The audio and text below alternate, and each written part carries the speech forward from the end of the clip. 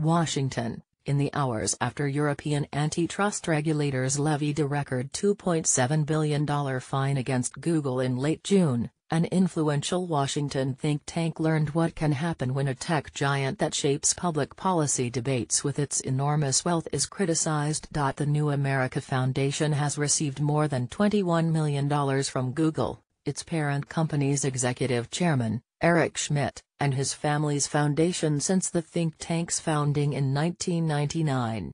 That money helped to establish New America as an elite voice in policy debates on the American left. But not long after one of New America's scholars posted a statement on the think tank's website praising the European Union's penalty against Google, Mr. Schmidt, who had chaired New America until 2016, communicated his displeasure with the statement to the group's president, Anne-Marie Slaughter. According to the scholar, the statement disappeared from New America's website, only to be reposted without explanation a few hours later. But word of Mr. Schmidt's displeasure rippled through New America, which employs more than 200 people, including dozens of researchers, writers and scholars, most of whom work in sleek Washington offices where the main conference room is called the Eric Schmidt Ideas Lab.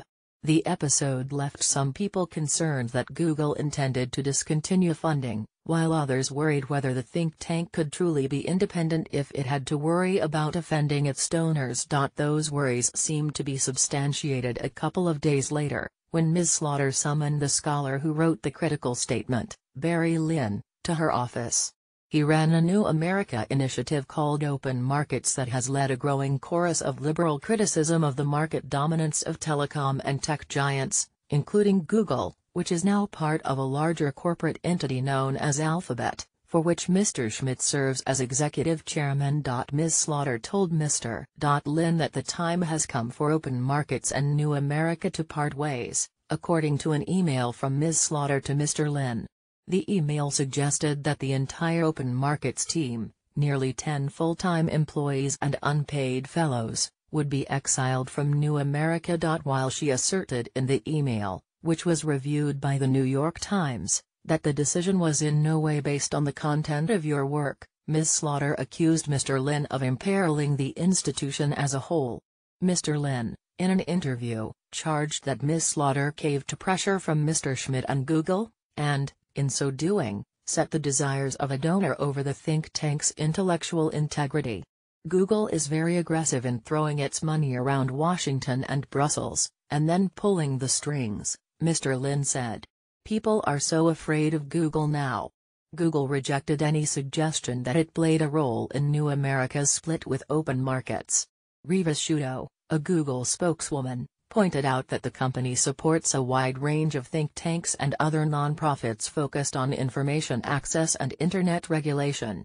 We don't agree with every group 100% of the time, and while we sometimes respectfully disagree, we respect each group's independence, personnel decisions and policy perspectives. New America's executive vice president, Tyra Mariani, said it was a mutual decision for Barry to spin out his Open Markets program, and that the move was not in any way influenced by Google or Mr. Schmidt. New America financial supporters have no influence or control over the research design, methodology, analysis or findings of New America research projects, nor do they have influence or control over the content of educational programs and communications efforts, Ms. Mariani said. She added that Mr. Lynn's statement praising the European Union's sanctions against Google had been temporarily removed from New America's website because of an unintentional internal issue unrelated to Google or Mr. Schmidt. Ms. Mariani and Ms. Shuto said Google is continuing to fund New America. It is difficult to overstate Mr. Lynn's influence in raising concerns about the market dominance of Google, as well as of other tech companies such as Amazon and Facebook. His Open Markets initiative organized a 2016 conference at which a range of influential figures, including Senator Elizabeth Warren of Massachusetts, warned of damaging effects from market consolidation in tech. In the run-up to that conference, Ms. Slaughter and New America's lead fundraiser in emails to Mr. Lynn indicated that Google was concerned that its positions were not going to be represented, and that it was not given advanced notice of the event. We are in the process of trying to expand our relationship with Google on some absolutely key points, Ms. Slaughter wrote in an email to Mr. Lin, urging him to just think about how you are imperiling funding for others. Mr. Lin is now in the process of starting a standalone non-profit